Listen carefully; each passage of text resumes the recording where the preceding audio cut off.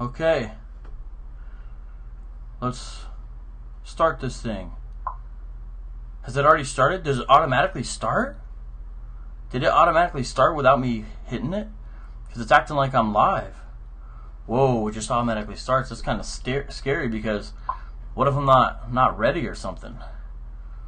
Oh, wow. It looks like it automatically just starts at the right time. Wow. All right. Everybody, I can see your comments in this new program I have, actually, so it's very nice. I don't have to open up a separate window to look at the comments. Okay, someone said O-backs. It's supposed to be D-backs. But if you're saying that, that means you probably see me. Kendra Smith says hello from Virginia. Now he's wearing the hat. That means you guys saw me put on the hat. So let me tell you what's going on, guys. Wow. So I literally just got out of the shower, as you could probably tell. And here's the deal. Got a brand new live streaming software, right? And with this new live streaming software, I ran some tests before we went on today, okay? And it's pretty dope. It's working pretty well. But here's the thing, is that it it just starts without me. You know, it just starts when it wants. If I got it scheduled, it automatically starts. And that's what it did, and I wasn't quite prepared for that, but it's awesome nonetheless. Okay. So everybody, I'm excited. I'm excited. We're always learning new stuff here. Yeah, I guess you did. We're always learning new stuff here, and the idea is to constantly improve, okay? If you buy a coin, yeah. Wow, that's hilarious, man. So the live stream broadcast is like starting like that. Okay, well, everybody, how y'all doing? This is the Lost Commentary. Islamicize Me, Day 13. Someone pointed out, I believe it was Nate Lawrence, he said, hey, did you do a commentary for Day 13? I said, yeah, it's right here. But when I looked at it, I said I was going to, but I never actually did. And so I realized we had a day of commentary that was lost. And so that means we need to do it. And this will be the last Islamicize Me commentary, because that's all the episodes there are. I did the epilogue already. And for the completists out there, this will make the commentary complete. Now, I'm trying to have Jihad Jr. join me. Say that fast 3 times. But I don't know if it's going to be successful or not, because he has to do it through Skype. And with the Skype, he's actually not used Skype before. And so he's installing it right now. So we're going to try to see. Okay, so I'm pretty excited here. Do you guys see I got my little overlay up there? And looks like we've got about 50 people watching right now. And do you guys notice a difference in any way between me using this software and when I was using Zoom? I'm curious if you guys notice any differences there. I'm trying to improve, because Tuesday is the big day, everybody. What we're going to do Tuesday is going to start Backpack Radio live with VOCAB Malone. And it's going to be 4 o'clock. Hey, what's up, Naomi from Australia? I see people from KC. I see people from the UK. Zandrana. Celeste Bro says, why not use Zoom? Zoom's more for webinars, and it was a hassle doing everything. And I think we found something better that's better for the radio program. And if not, then we'll switch back. But it appears it's better so far. For example, Zoom puts their little logo in there, but won't let you put your own logo. Here I can put my own logo. Now I haven't got all that stuff worked out, but I'm going to have that stuff worked out, and it's going to look pretty nice by God's grace. Tuesday when we start Backpack Radio live with VOCAB Malone. All right. I see you guys' comments. No difference. Yeah, you guys can tell I need help getting organized. Well, I think we're ready to start. The only thing that may be a problem is that the broadcast page I had set up, I switched it at the last second, and so people might be going to that old link. And if they are, of course, they won't be seeing what we're doing right now. So I hope they tune in. Everyone be sure to like this page, grab the link, and share it. With that, let us now begin. Yeah, the picture does seem clear to me. That's what I thought too, actually. Can't direct comments to a person. That shouldn't have anything to do with what I'm doing here now, because You should be able to. Let me see here if I can. In fact, I can't tell. Tell me if that worked. What time will you be back, radio? Okay, Lily, the radio show is going to happen Tuesday, and the time is going to be 4 o'clock East Coast. 4 o'clock East Coast is the time. And, yeah, 4 o'clock East Coast.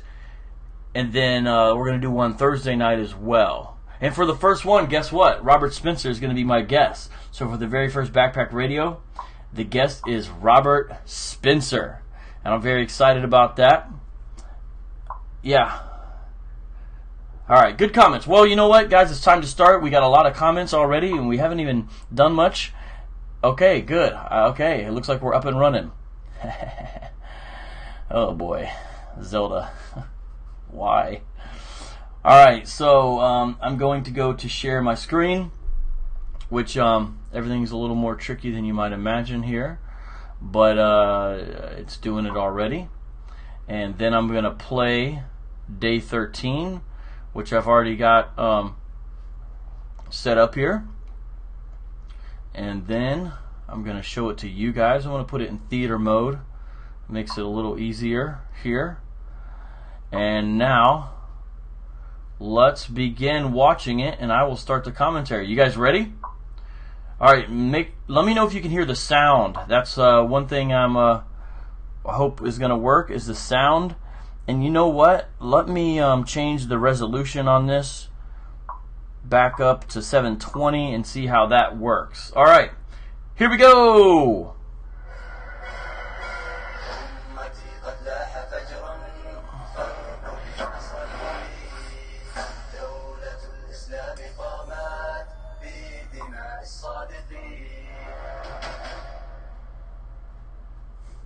Let me tell you something, brother.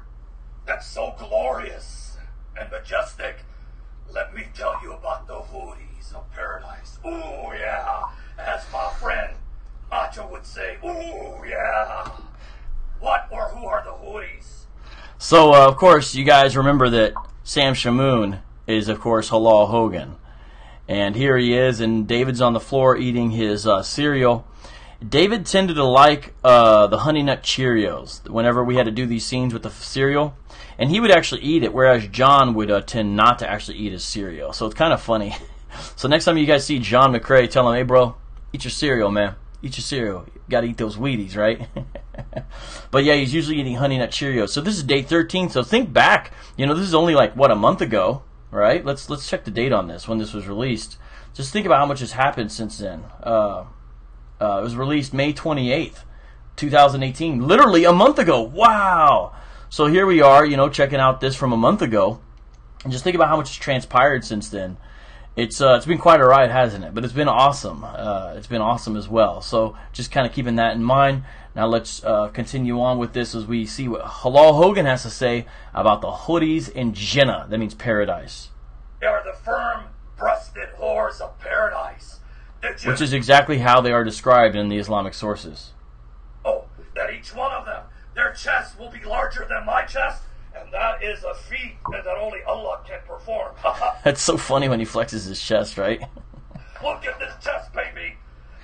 You're saying you hear a clicking sound. Anybody else hear a clicking sound? The only thing I could think that be the clicking sound is maybe when people come in or leave a comment. It might be leaving a clicking sound because it's leaving a comment here on mine. Did you guys just hear that clicking sound just now?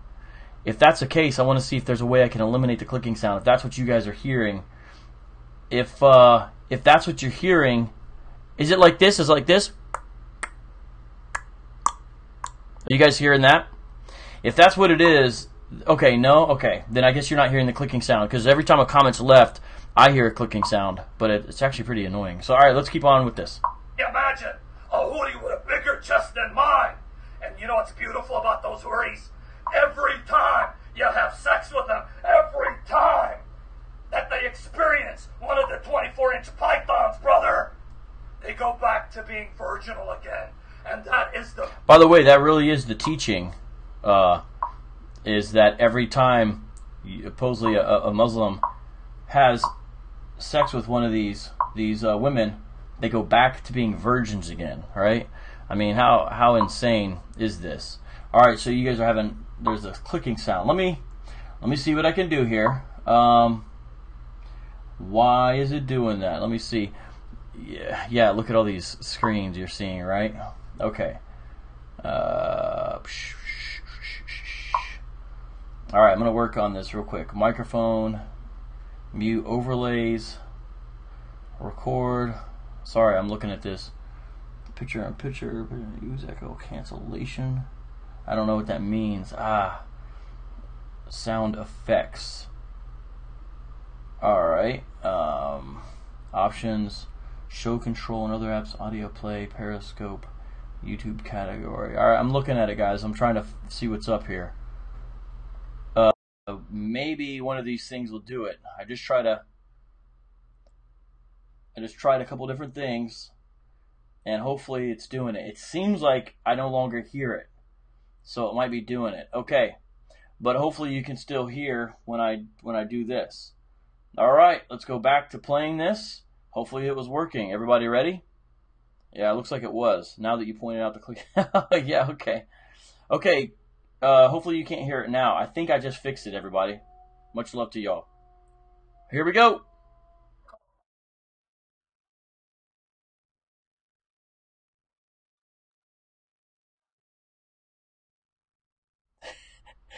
It's just a funny line. The stuff he was saying, right?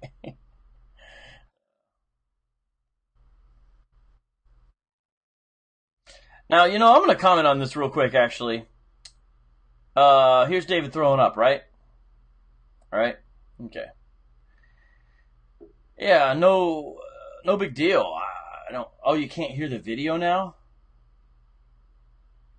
Oh boy! Oh boy! Oh boy! Okay. Jeez, come on, man. All right. Well, let me try to find out what's up with that. This I'm so sorry, guys. It's like when you learn how to do new stuff. If the video doesn't work, what I'll do is I'll start just commenting as it is playing without the sound. Okay. Let me see here, though. I'll have to figure this out maybe for next time, because I don't know if I'm going to be able to figure it out here. Options. I turned off the sound effects. All right, I'm going to try it again, okay? I'm going to try it. You guys tell me if you can hear the sound now, but without the clicking. That's what we're hoping for, everybody. All right? But I was going to say something real quick about, can you guys hear it now?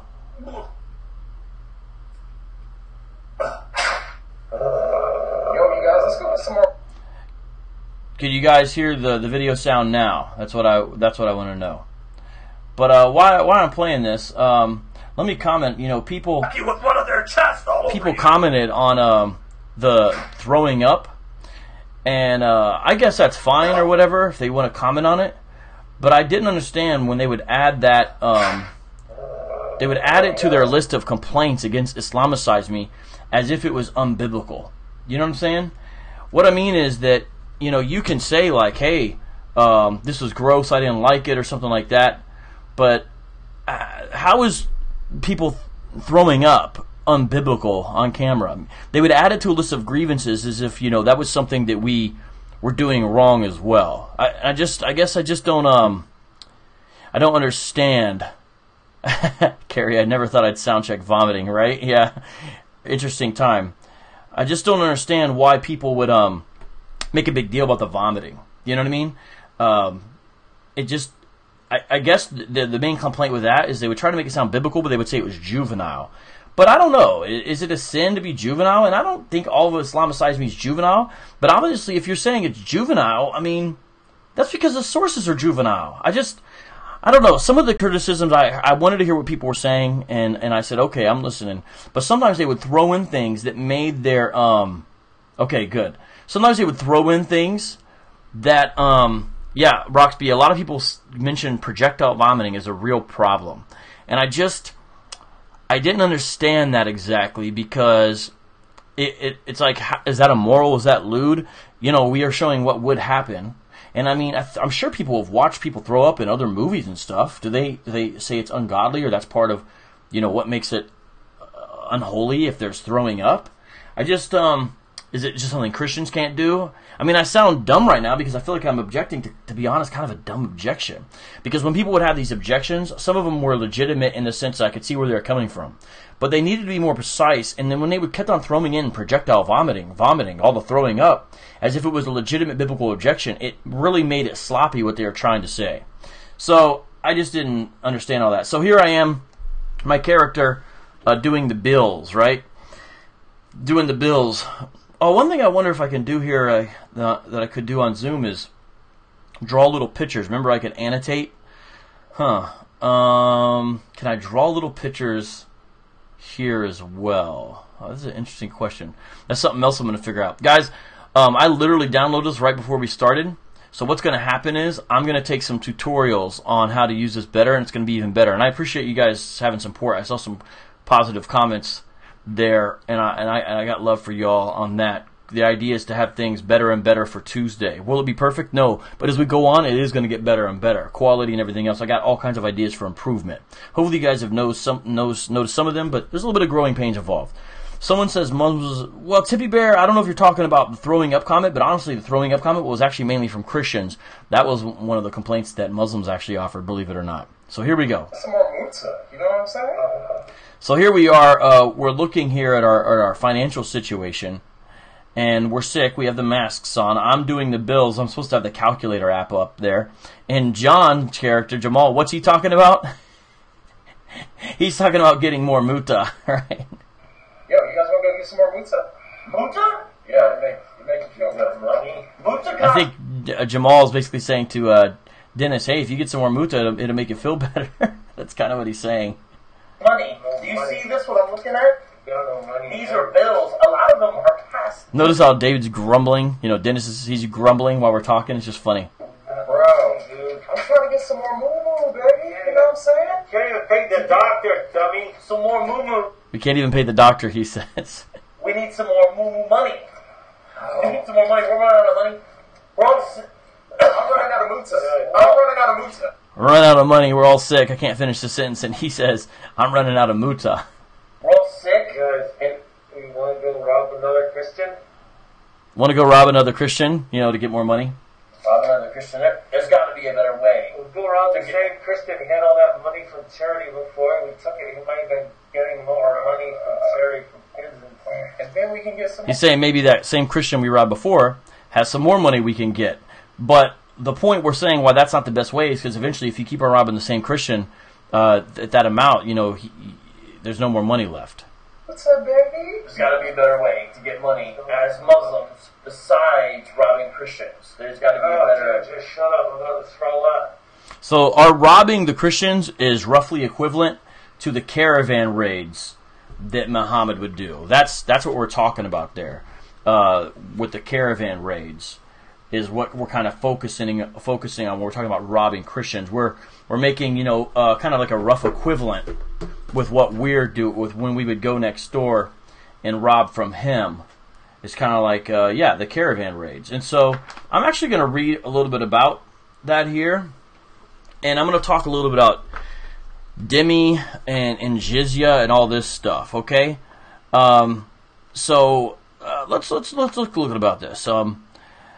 The caravan raids were something that Muhammad himself did, but when Muslim expansion began happening, especially under the second Caliph Umar, 634 to 644, the Islamic expansion began, and it lasted really for almost 100 years. So by the year 750, Islam had actually spread across the Middle East, North Africa, into Spain, across Iraq, Iran, to Central Asia, and all these places, Bukhara, Samarkand, Punjab, all now under Islamic control. So this is clearly imperialism and colonialism, right? But Asia Minor, so that's kind of like roughly Turkey, really remained within what's at the time called the Christian Byzantine Empire. That's the churches of the East, what they've kind of come out of. Now, what is one of the ways that Muslim expansion happened? One is by the classic raids. Razzia. Looks like an Italian word, doesn't it? R-A-Z-Z-I-A. That's Arabic for these raids. And it would usually be a quick and sudden attack on a pasturing group, when they're coming through, when they're out there with their stuff. And a lot of times, the Muslims would overrun them, and so the men would leave, and guess what? The Muslims would get all the booty. In fact, it got to be so successful, a lot of times they weren't even, people were just leaving because of the Muslim aggression when these raids would happen, the razzia, and actually there wasn't that much loss of life sometimes. I mean, not that this is good, right? But then Islam expanded even more. This is self-perpetuating. People, armies, the raids became more expanded. And really that ends up causing battles between Muslim and Byzantine and Sasanian armies. Now, what happens during this time? People begin to realize that if you submitted to the Islamic State, if you became a Muslim, that's really the way to do it, you could essentially avoid these attacks and raids. So even though technically the Quran doesn't say convert them by the sword, as far as Christians go or whatever, the razzia and sort of the Dhimmitude system, which we're going to talk about a little bit here today in relationship to this video, facilitates an immense amount of pressure for you to become a Muslim, which is later what this Dhimmi does, that it's the next door neighbor. And in fact, in the 7th century, Christian writers, specifically the Monophysite, now there's some question about their orthodoxy, but nonetheless, they'd be viewed within what's called Christendom. They viewed the rise of Islam as a sign of the judgment of God against the sins of the Orthodox Christian Church. And over time, this developed in what are called millets. These are specific regions or communities where Christians were allowed to live. And the sort of Orthodox patriarchs would almost essentially be religious representatives to the Islamic State. And the Christians could have within their frame of the little area sort of their own laws as long as they paid these taxes and abided by these rules, specifically not to proselytize any Muslims. But all of this comes out of sort of these expansion of these raids, a lot of it, okay?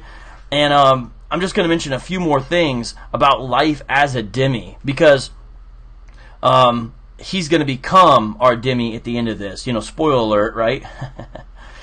Dhimmis, under Islamic rule, are second-class citizens, usually Christians and Jews. They could practice their faith of worship within their own families, is the idea or concept. And they had to acknowledge the ultimate truth of Islam. And actually, the second-class citizen status was still basically better than what the pagans or idolaters were given, because theirs was, hey, either choose Islam or the sword. Supposedly, Christians and Jews were supposed to be part of the community of the protected. And you can look at the millet system. Everyone look it up. M-I-L-L-E-T. It's from a Quranic term that means community, which is millah. It flourished especially under the Ottoman Empire. And you would see people like the Copts and the Greeks and the Armenians and the Marianites and Syriac Christians who could have some amount of communal identity as long as they were allowed to do this under the permission of their Islamic overlords and stated dominance.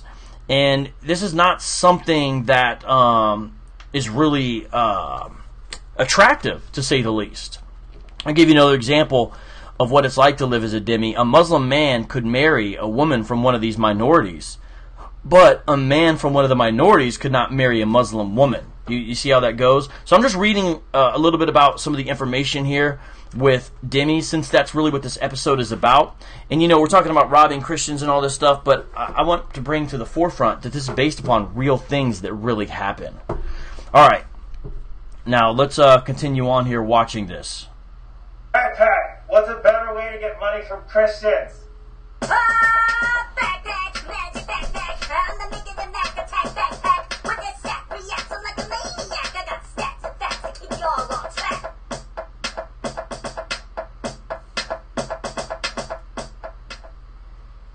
Alright, so the backpack with the sources. What I'm thinking of doing, everybody, for Backpack Radio is when we do it, I'm thinking of having the backpack be part of the episode where I'll do book reviews And what I'll do is with the book reviews, I'll be like, hey, Backpack, what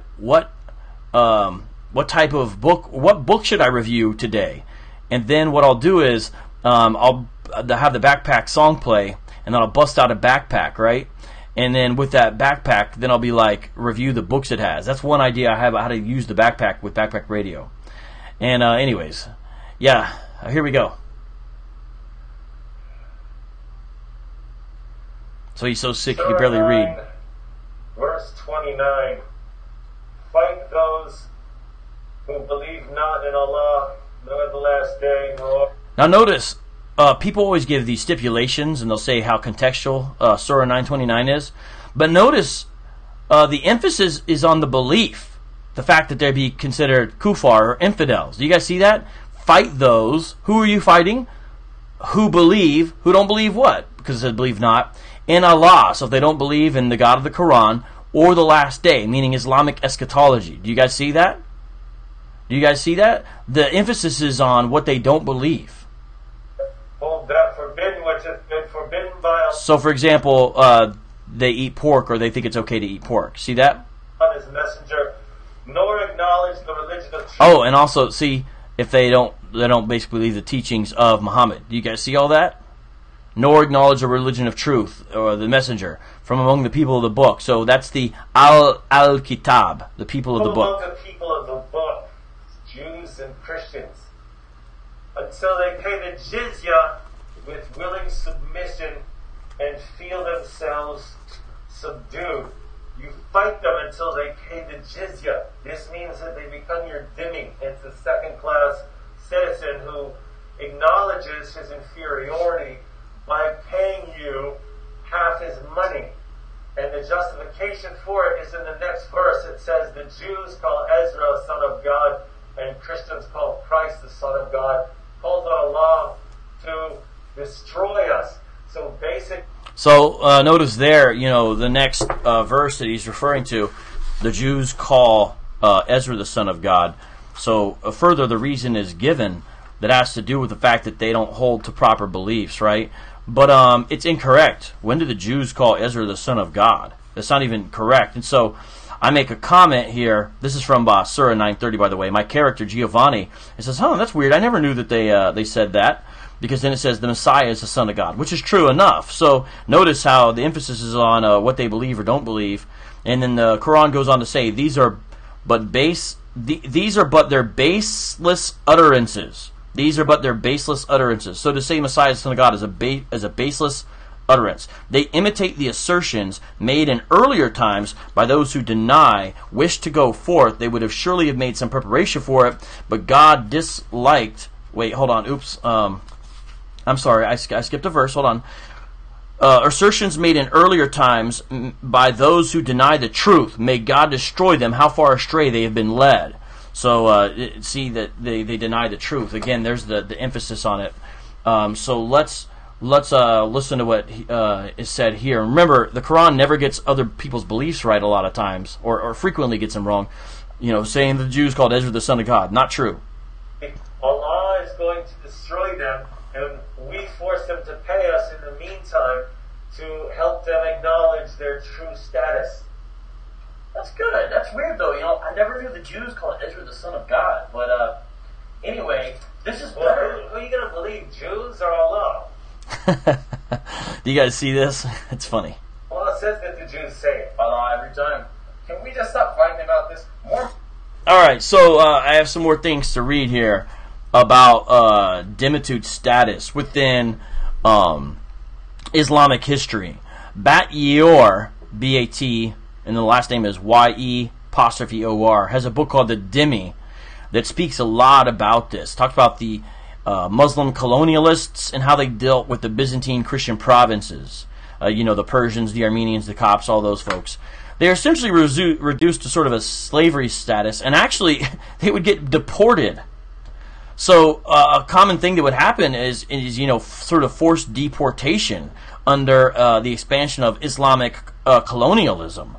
And what would happen? Why would they want to deport Christians? You may say, well, why would they want to do that, right? Why would that be something? Because then, guess what happens to their lands? those lands would get transferred to the Islamic community. Now, how could a dhimmi keep their land holding? One way is there is actually something that's a land tax. This is actually distinct from the jizya. It's called the kharaj. The kharaj. In English, it's transliterated as Kharj. Kharaj. And this is supposedly supposed to give guaranteed protection to the dhimmis. But it's specifically a heavy land tax. So it'll be like the equivalent of the guy who's next door if I was going to, give him a land tax for allowing him to live next door to me. You see what I'm saying?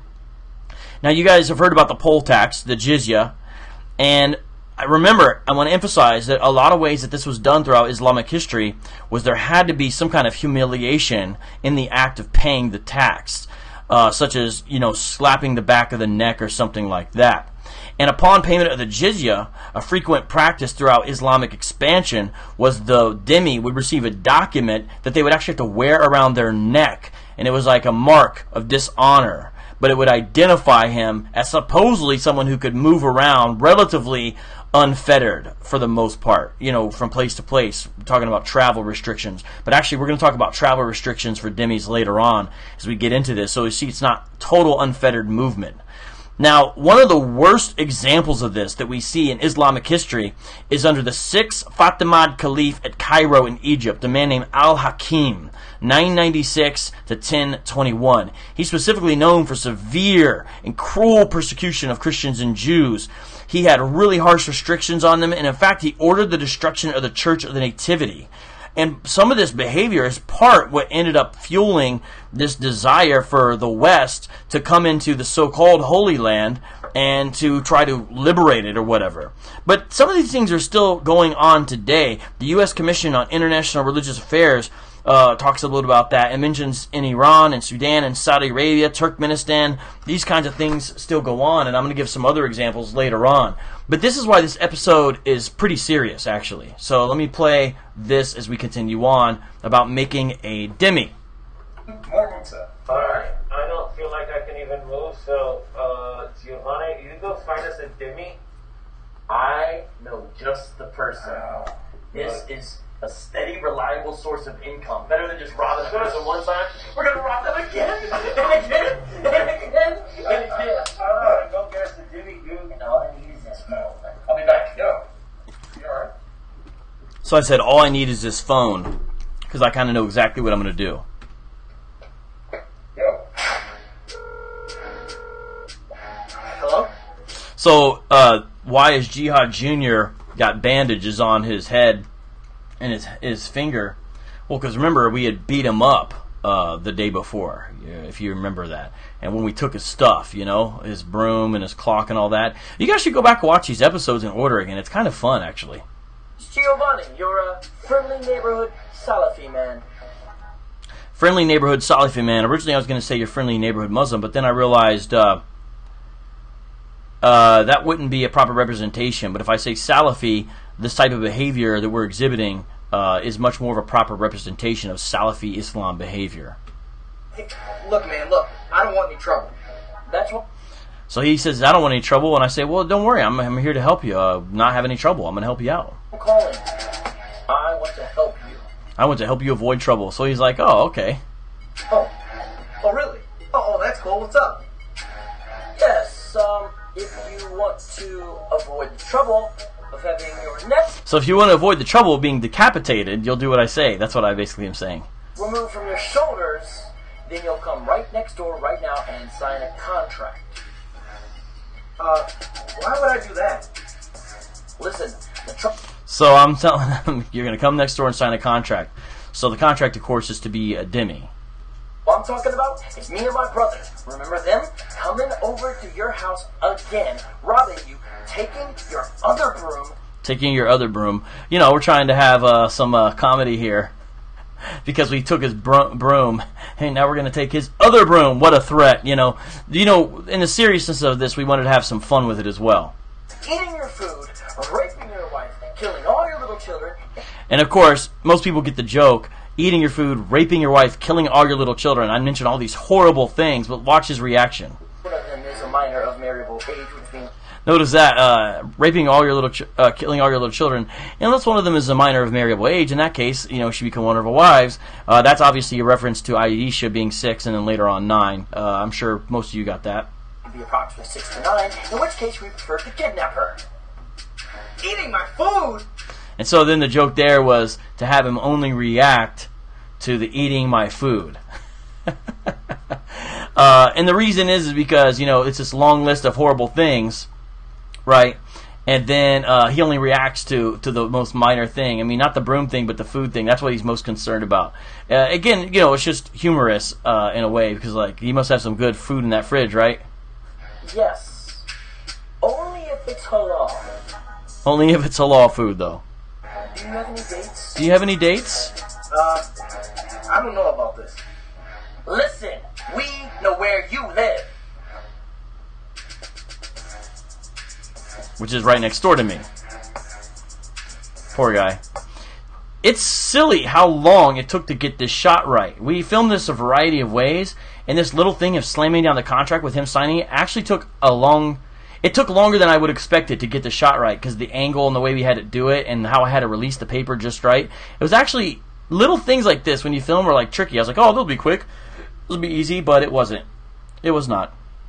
And I was glad because I was sort of directing this scene. I was telling Jihad Johnny what to do, or Jihad Jr. what to do, etc., etc.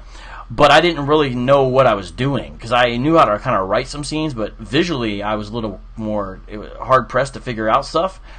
And so I'm glad the cameraman explained to me what I need to do there. Now there's the contract. I will be your Dhimmi.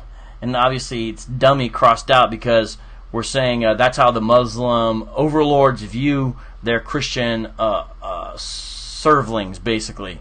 That's the point there. Yo, what is going on in the comment section? Do I have enough moderators in here? You guys are what's happening? Get with it, people. So there he's got his little band-aid on still.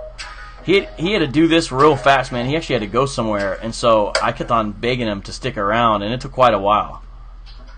All right, how's it going, YouTube? We are... Yo, Alex James in the super chat. Check it out. I know I might have missed a couple people in the super chat. I am gonna get you. I'm gonna go back.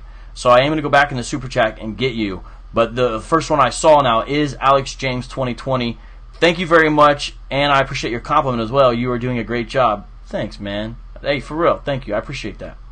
Continuing our vlogs. The Halal Heroes are continuing the vlogs, exploring our 30-day journey following Muhammad's teachings, and today is an exciting day because Giovanni made his very first Dhimmi. Tell us about that. All it takes is a little intimidation, extortion, and a phone call. This is the coolest thing ever. Muhammad's teachings are just... My mind's blown right now. I mean, you threaten someone after harming them, and you tell them you're going to threaten them further unless they pay you money. And they believe you. Yes, which is because you've hurt them once. I know. So here we're breaking down the system, of course, and it's essentially like, the mafia. You know what I'm saying? I mean, I'm Sicilian, but I'm not for the black hand, as it's sometimes called. The mafia would do, Who do you need the protection from? From the mafia themselves, right? Who do you need protection from as a Dhimmi? Well, basically from the Islamic community. Which is exactly what we did to our neighbor, and now we get half his paycheck. Half of his paycheck. Imagine, he's out there doing the work. He's out there doing the work, but he's giving it to us. Are you understanding? Are you people understanding how wonderful and amazing Islam is? Have you understood how Allah blesses us, that He makes other people do the work, and we reap the benefits? Have you understand how amazing this is? This is the power of Islam. Islam is super great. I mean, everyone should become a Muslim. Wait, if everyone became a Muslim... So here we point out kind of a problem, saying, this is such a great system, and they're like, everyone should become a Muslim, it's so great. And then we're like, wait a minute, if everyone became a Muslim, then who would fund us? You see what I'm saying? Yeah, that wouldn't work. Then how would we get the money? Well, that wouldn't work, right? That's why not everyone's going to become a Muslim. Because then we couldn't have Dhimmis. Then who's going to be in hell? Come on. Who's going to be in hell? So, let's stay on let's stay on track here now. Yeah. Now think about how amazing this is, right? How amazing this is. How is this not from God? Who could have thought? Who could have thought of a brilliant plan like this? You threaten people and make them pay you money, and then they're paying you for their own protection from the threat that you pose. This is Islam. This is the Quran. These are the teachings of Muhammad. Praise Allah. Now this is from the Hadith. All right, you guys notice this here. So he ends by showing yet another source. And what I hope to do over time on Backpack Radio Live is to go through bit by bit, source by source, in great detail of Islamicize Me. I think it's going to be kind of amazing. And so we would open this up and look at it in greater detail. Right now I'm just going to read it. What it is said regarding spears, it's funny, the chapter heading's a little bit funny to me.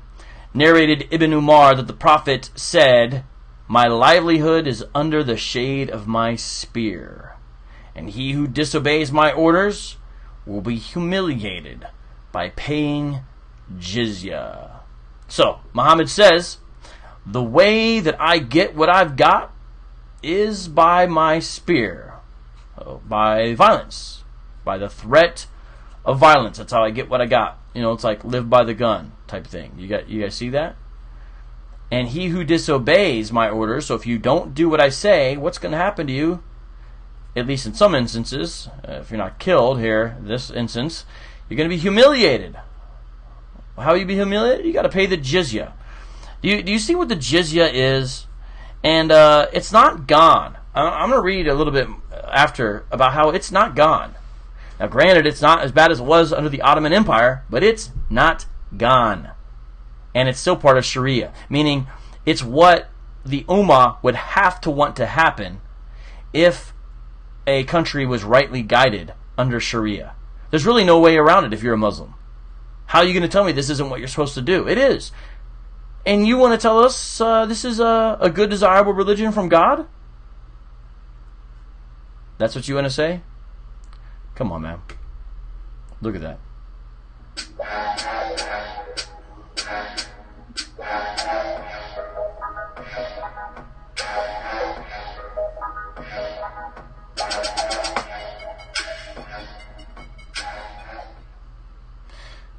Alright, let's cancel that. Bring that down.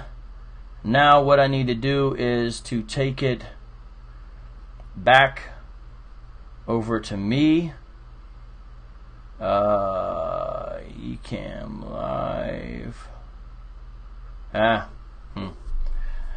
This is one little trick. You guys, just give me a second here. I need to make sure here that what I show is the camera. Oh, I think I did it. I think I went back to the camera. Did I? Yeah, looks like I did it successfully, thankfully. Okay, now, with that, I need to look at the super chat, everybody. And so, just give me a second here. I'll tell you what. I'm going to run another little test. I'm going to play something that's just audio. And when I play it, I want you guys to tell me if you can hear just audio. I'm going to play it over my computer. I don't know if you're going to be able to hear it, okay? And I'm going to, while this is playing, I'm going to look at the comments, all right? Here we go. Backpack Radio!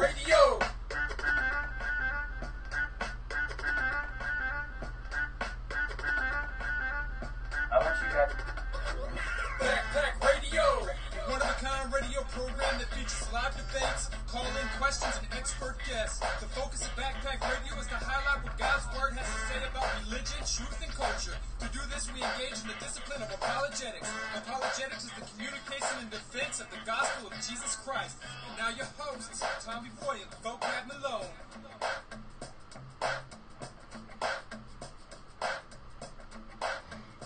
This is one of the intros I'm working on for Backpack Radio. That's what that is, in case you're wondering. That's one of them. I've also got another one. So it looks like you guys could hear it. Good, awesome. Oh man, this thing's not working with me to let me see who all did the super chat that well. Guys, tell me who else did the super chat. Who else was in the super chat? Because I'm trying to see it here, and it's not working with me to let me see it very easily. But I want to be able to see it so I can make sure that I give them an acknowledgement. I mean, I always do that. And okay, awesome. There's a couple other of you I see now. Grandma, ever faithful. Hey, Grandma. She is in the super chat, and she says, if you guys didn't interject humor into these subjects, it would be hard to watch. Good job. So, Grandma, I like your vibe. You get it, basically. Is that part of the reason is that we do what we do with the humor is basically to make it a little more digestible. That's one of the reasons. So, I appreciate that. Grandma, she gets it. And Lily R. says, in the super chat, says, thank God David is a Christian. Because if he was a Muslim, he would be one mean Muslim. I think you're right. You know, C.S. Lewis actually said something about that.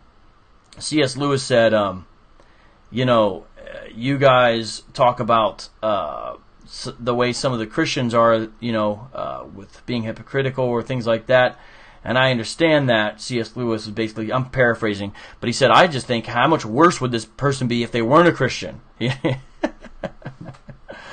I always thought that was interesting. And so that's kind of the case, I think, with David. All right, so, guys, I'm going to go now and read some more about Dhimmi. Like I said, I was, because I want you guys to learn a little bit more about this. You know, we're trying to go in depth on this last commentary, and we have a little bit of time. I'm going to interact with your comments here in a second, but first I want to read this to you to bring this to the foreground, all right? So here we go. A lot of this is going to be from a book, actually, that's a pretty good book that I would recommend. No book is perfect, obviously, but here is this book. It's called The Great Divide, The Failure of Islam and the Triumph of the West by Alvin Schmidt. It has some interesting stuff in it, and I'm going to read a little bit of the sections about Dhimmitude, and this it's heavily sourced, so the citations are here, and I could read those as well. But let's talk a little bit about that, all right? Remember I mentioned earlier about the loss of lands that would happen? So specifically, when the Ottoman Turks invaded the Balkans, they made it really attractive for the Bosnians to convert to Islam. Have you ever wondered why Bosnians are Muslims? By and large, there's a Bosnian and a Serbian divide.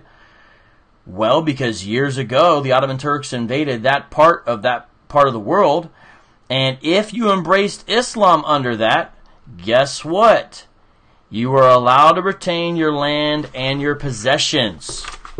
But if you didn't, what do you think would happen? Well, you already know. You wouldn't be allowed to do it. You see again how this is part of the conversion mechanism here that you have with Islam. And so it's sort of an indirect method of forced conversion. And sometimes you'll hear Muslims say, that's not really right. But for those who argue that forced conversions never occur, there's something called the Concise Encyclopedia of Islam, Cyril Glass. And notice what he says in the entry there. He says that the Al-Kitab, that's the people of the book, Christians and Jews, could not be forcibly converted. So technically it's sort of an indirect pressure that's put on Christians and Jews, the people of the book, as could pagans or unbelievers, meaning they could, according to the Concise Encyclopedia of Islam by Cyril Glass, 1989. Now, sometimes Muslim apologists will argue, what about Surah 2, 256? There is no compulsion in religion. But remember that you're failing to note the jizya, which seems like some kind of compulsion, right? Until they pay the tax in acknowledgement of superiority and they are in a state of subjection, right?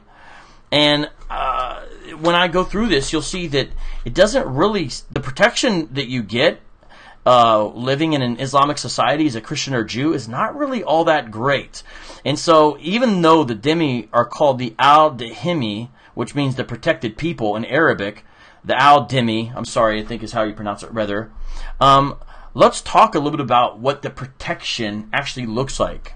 The origins go back actually to Muhammad himself, when he demanded that the Jews in Khaybar give him 1/2 of what they produced. And that's why, remember, David Dennis's character said, the Christians, they give you 1/2 of what they have, even though they're the ones doing the work. Remember that?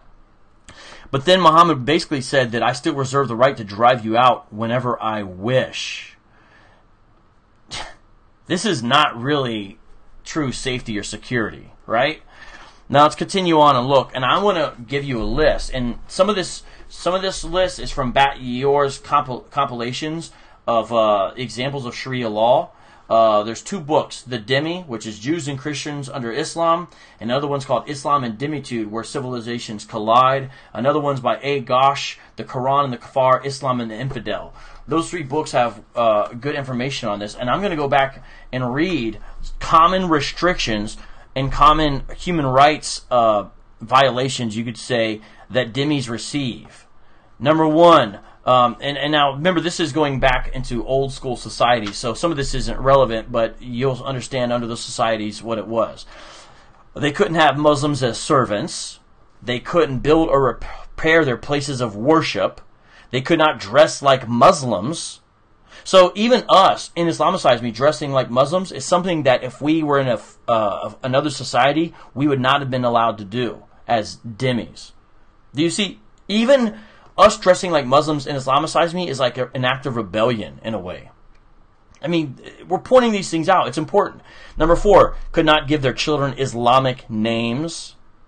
5th, they couldn't wear signet rings on their fingers. 6, they couldn't ride horses with saddles. 7, they could not deter someone from becoming a Muslim. So you couldn't say, let me offer you this information that might give you that means you couldn't show Islamicize Me videos to somebody. You could not deter someone from becoming a Muslim. You can't possess firearms. You can't mourn your dead publicly. You can't prevent Muslim travelers from staying in your house. You can't defend yourself when attacked by a Muslim, because if you do, you'll have your hands cut off or suffer death. Number 12, you can't give evidence in a court of law. You can't marry Muslim women. Of course, though, Muslim men may marry Dhimmi women. You can't drink or sell liquor openly, because remember, the Bible is against drunkenness, but not against alcohol at all, so you couldn't do that. And some versions of Christianity use alcohol in their ceremonies, but you couldn't drink it or sell it openly. Number 15, you can't build houses in Muslim neighborhoods. Do you ever wonder in the news why it says this Christian community in Syria or a Christian community in Iraq? Have you ever wondered that? That's a result of Dhimmi status and Dhimmi situations. That's why. That's why there's a such thing. It's not merely de facto. Number 16, they can't bury their dead near a Muslim graveyard. Number 17, they can't have their cemeteries look like Muslim graveyards. Number 18, they can't display a Christian cross. So there's sometimes where you'd be forced to wear a Christian cross as a sign of your Dhimmitude, but it has to do with churches and things like that, displaying crosses. Number 19, you can't read or pray aloud at home or in churches. So if you could hear the reading, you could get in trouble. But notice, of course, what's allowed to be blared over the loudspeakers 5 times a day. The call to prayer from the minaret. Number 20, you couldn't speak to Muslims unless spoken to first. These are from history. This is the way the schools of jurisprudence have played this out throughout history. So all we're doing is looking at history and saying this is what it has looked like to be a Dhimmi in Islamic society.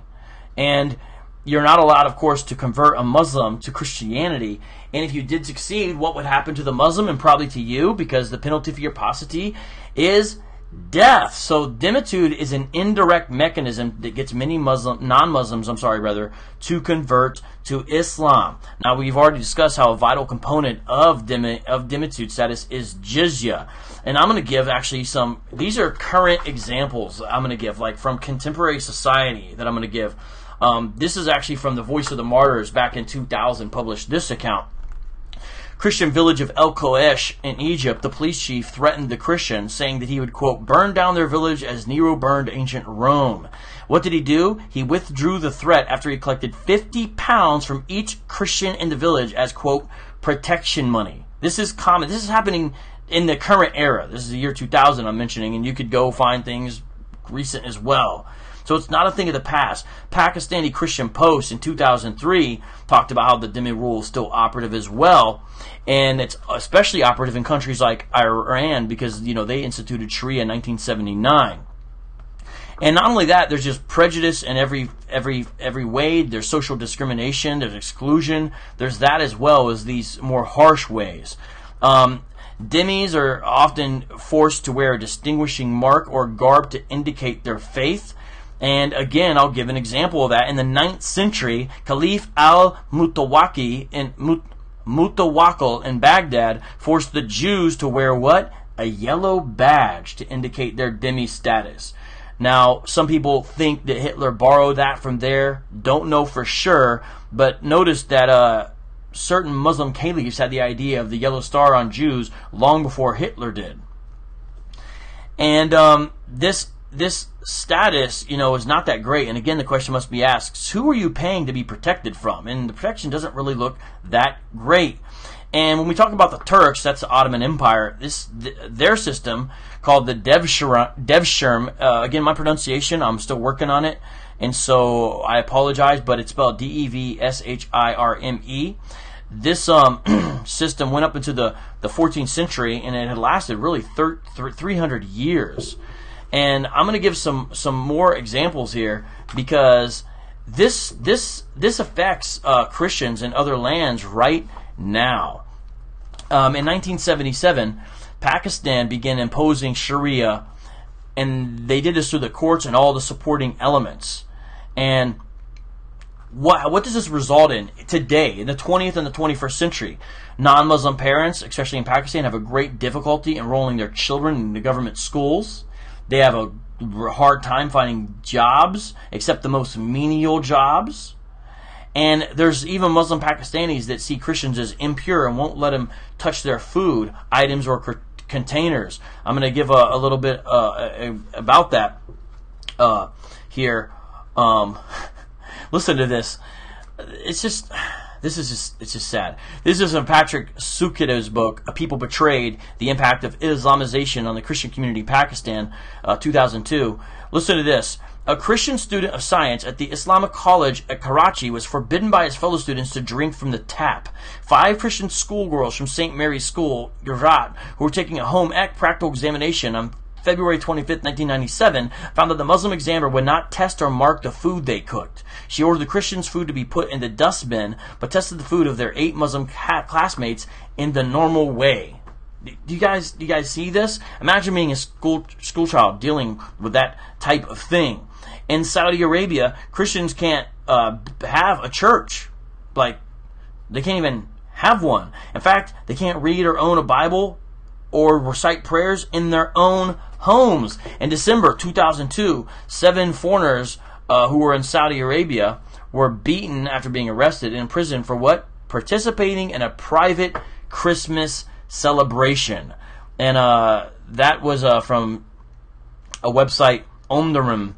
And let me show. I'm just going to show a few more things to show that, you know, this episode is not it's not misrepresenting history or current affairs. September 26, 2002. Listen to this sheikh, Marzouk Salem Al-Ghmadi in Saudi Arabia. He preached a sermon that you can find on Memory TV. A lot of you guys have seen Memory TV. He said, hey, there's nothing wrong in having non-Muslims pay the jizya, and if they violate the stipulated conditions, then they have no protection. So again, this is current, is why I'm bringing this out. The name of that sermon that you can find is Friday Sermons in Saudi Mosques, Review and Analysis. Memory is Middle East Media Research Institute. And this is from a special report, September 26, 2002. In the Gulf Emirates, Christians can't ring church bells. But you know what comes over the loudspeakers in the minarets, as I mentioned before. Going all the way back to Muhammad, what did he say about Christian church bells? What did he call them? He called them the devil's pipes.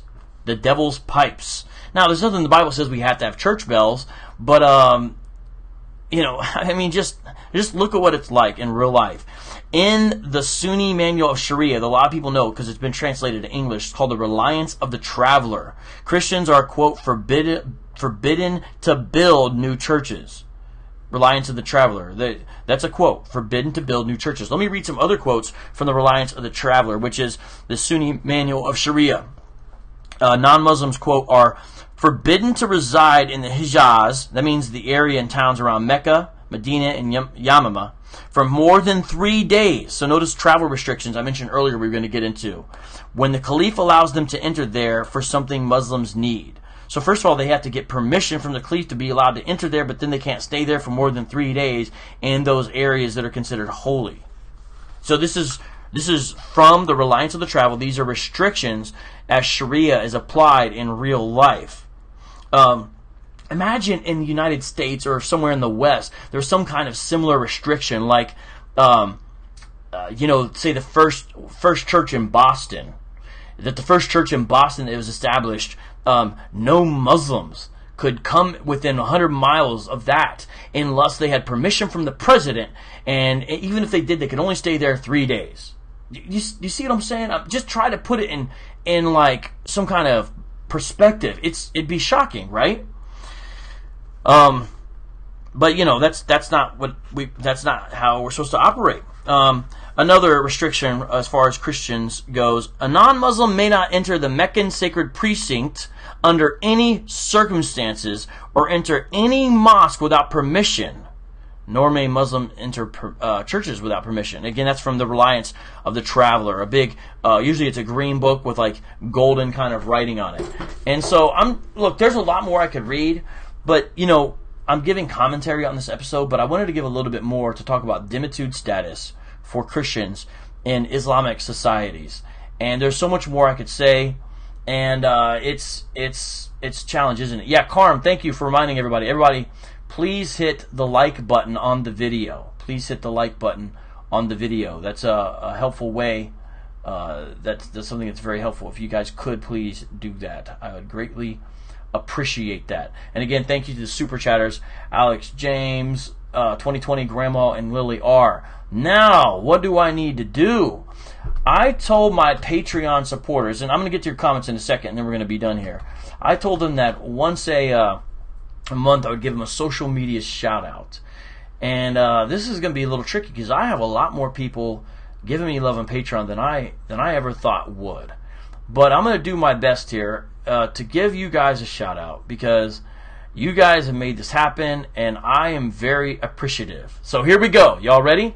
Hey, you guys want some music when we do this? Alexa, play hip-hop instrumental.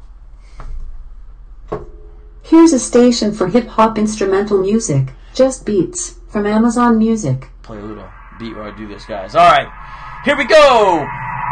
This is shout out to my Patreon supporters. Much love to y'all. I want to give you guys a shout out, and then I'm going to take your comments, and then we'll be done for today.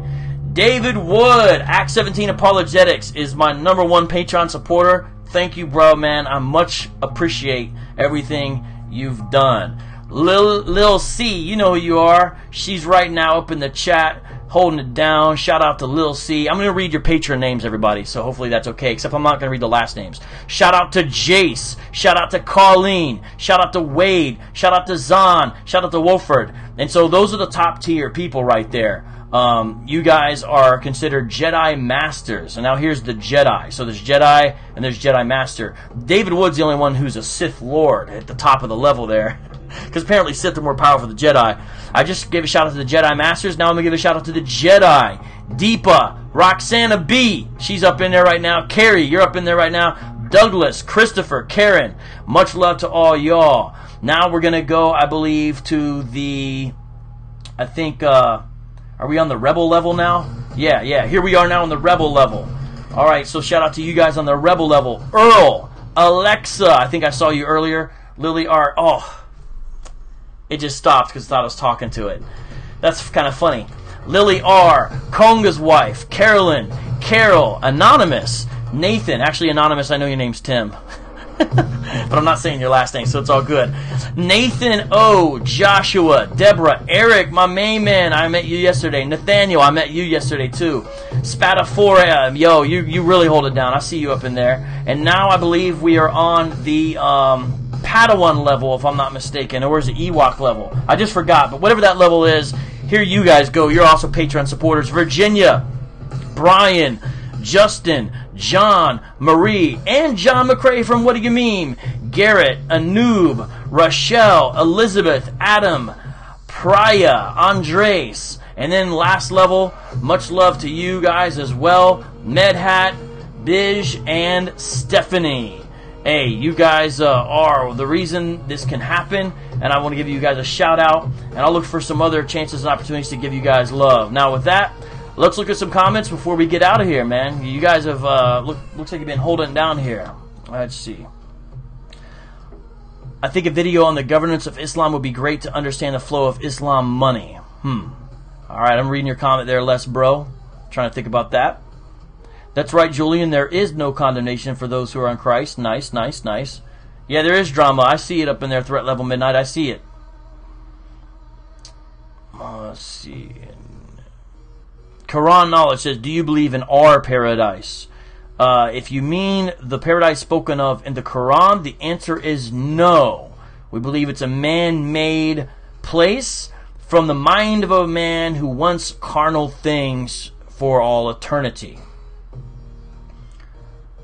The humor does take the edge off just the right way, Julian says. Thank you, right? Avenue Christus Rex, a little bit of extortion. Yep, that is what it was. And what else we got here?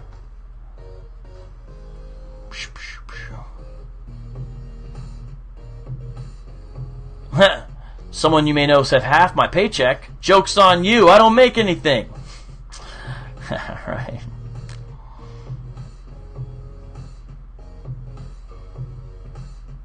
I should make a magic backpack to sell online. Well, how do you make a magic backpack? Don't worry. I don't really know if I don't know how to make a magic backpack. Guys, can you cut it out with the Catholic Protestant arguments in here? It's literally nothing to do with what we're talking about. I think you guys have stopped by now, but geez, just chill out with that.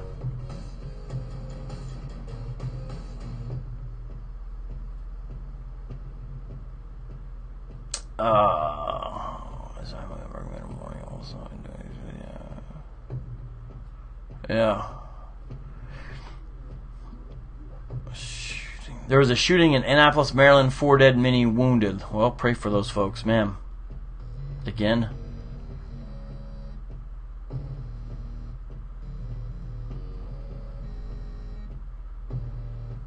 A newspaper building. That's where it happened.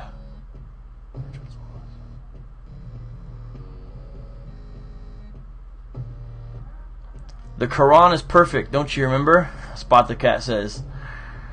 People recommending Robert Spencer books there.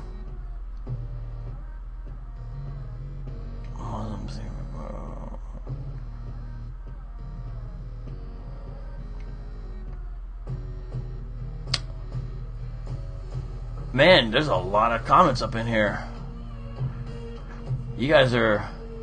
Am I allowed to breathe on my own vocab? Are you referring to what it's like to be a Dhimmi, built for speed? I think that's what you're referring to. I think that's what you're saying anyway. Oh, we got people speaking French up in here. Nice.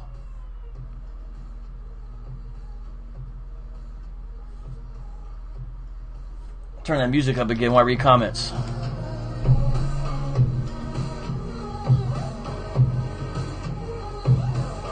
Threat Level Midnight says, are the Hadith books considered holy or perfectly preserved like the Quran is said to be? You know, that's an interesting question because the Quran should have had much more textual criticism done on it than already has been done. It's kind of sad how little has been done.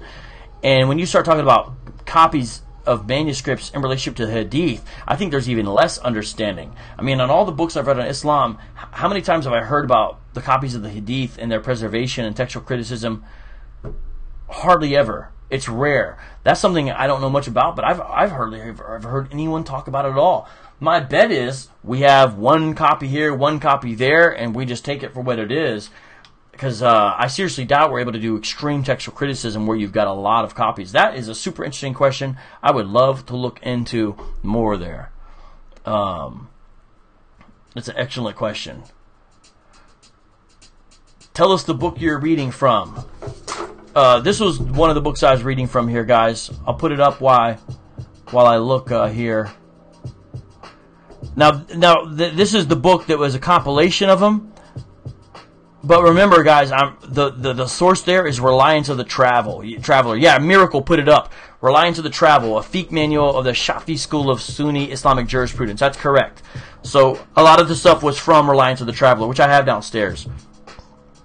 I would love to invite you to the Middle East. Well, I would like to come. What's the name of the book that defines all the Islamic terms? I'm not sure what you mean. We need crop dusters filled with pig crap spraying over Muslim areas to drive them out. That's not really the kind of comment we're trying to make on here. I don't see how that would be helpful. And I don't know why we would need that. What about passing out leaflets of the gospel or something? I know that comment was a while ago, Cornerstone, but I'm going to put you on timeout because that's not really the way we talk here. And that's not even correct. That's not what we need.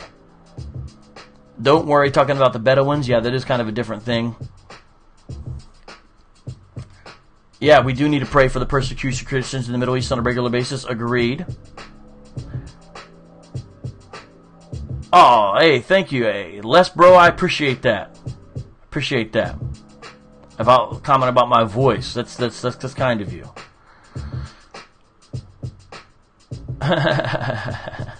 You're saying I should buy some backpacks from the Chinese. 1414 says he wants me to say something about the Armenian genocide. Well, as far as the Armenian genocide, that is something I want to talk more about as time goes on. But let me tell you something right now. I actually have done some shows on this issue in the past. They're radio interview shows.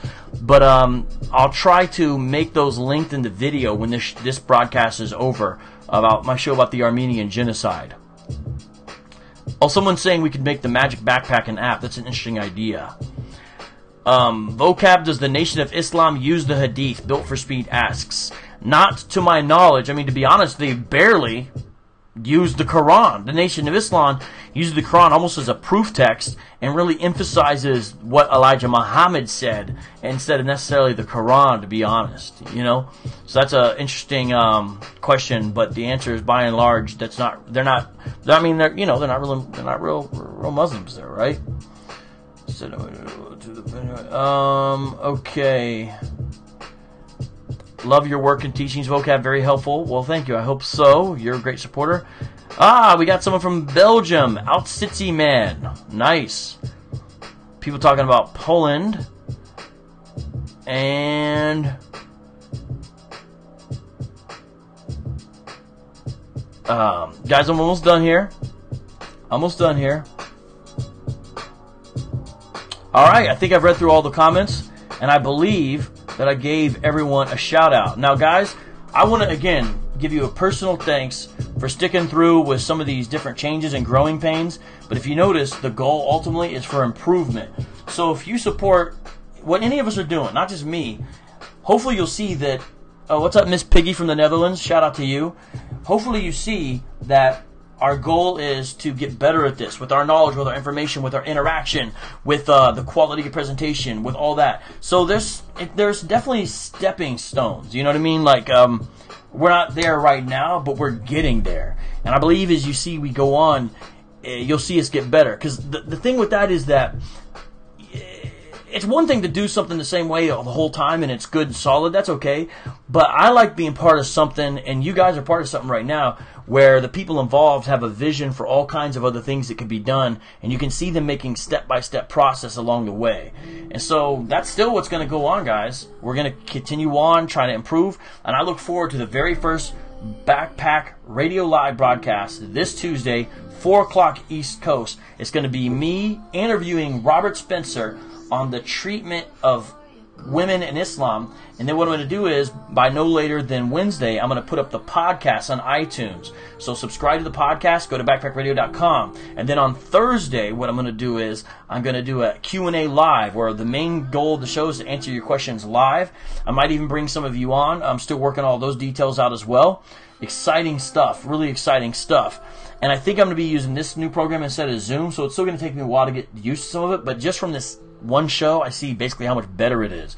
But what it means is we're going to be using Skype instead. So everyone who watches my videos who wants to be involved in some way at some point, everyone's going to need to download Skype. Now, this was the last commentary video as far as any of Islamicize me, but when David puts out new stuff, so if he puts out some behind-the-scenes footage, which he has, by the way, when he puts out the lost episode, there's a lost episode, the bonus episode, when he puts that out. When he puts out the supercut, which is everything together, when he does all that, I'm going to give you guys some more commentary. So with that, you guys want to close with a freestyle? Alexa, play the next song. Let's try to close out for a commentary. Oh, by the way you find the podcast, can you guys hear the music? The way you guys hear the podcast is go in the iTunes store, look for Backpack Radio with VOCAB Malone. Okay, this is a good beat to freestyle. Are you guys ready to end? Let's end with a freestyle. I'm not the best freestyler, but let's still have fun. This is a good beat, I think. Yeah, this is a freestyle session. Jump in the live chat, go ahead and ask a question. If you're guessing, what's the answer? Don't drink camel urine to cure cancer. It won't work. Muhammad was a jerk, at least sometimes. Why did he flirt with his son's wife? That's kinda gross. Hey yo, peep it out. I'm serving the most high, no lie. He's Adonai, he's Jesus the Christ. And now I sigh when I look at the Middle East. See the beast, I'll rock this beat. There is no peace in the house of Islam or house of war. Peep it out, Middle East, take a tour. And what you see mad vexation. Yo, all across the nation, from Palestine to the other places. It really don't matter the races. If you're a Christian or if you're a Jew, they're coming after you. Dhimmitude, status, I rap this. Hey yo, who's the baddest? Check it out now. I got the cash, gotta give half to a Muslim man. That's kinda whack with Sharia land. Yes, they slapped me on the back of my neck. I peeped this out, 1, 2, mic check. I grabbed this beat and hit the deck. A 1, 2, they took my check. They took my ex and married her, Muta. Here we go again. I see the Ruga shooting at me, but I can't own it. All that violence, I don't condone it. So I flow, VOCAB Malone, top of the dome from Arizona. I got the hat with DD backs. I spit these raps, I spit these facts. Backpack Radio, magic indeed. Hey yo, peep this out. You know I read from the Quran for people in Iran. Yes, yes, y'all. On and on, we keep it going. I'll keep it flowing. I see the super chat, and now I'm showing. Now I'm knowing I'm owing you thanks. You help me out when you give from your bank. Hey yo, thanks, gratitude. Dhimmitude, don't want none of that. It'll put me in a real bad mood. I gotta eat some haram food. Just kidding, halal is okay. Peep this out every day. I see the comments. Oh, what's this? You want a battle? Don't test me, sis. Calm in, says she wants a chest. You can't test, I got Arizona on my chest. You're from Cali, freestyle. This is a grand finale. I look at the chat room. I see the volume. Turn it up. Hey yo, what's up, David? Stand up. You probably don't got no shirt on, punk. You're at the house. You lazy louse. You probably rocking your wife's blouse right now. So I say peace out. Hey yo, I'm done with the show.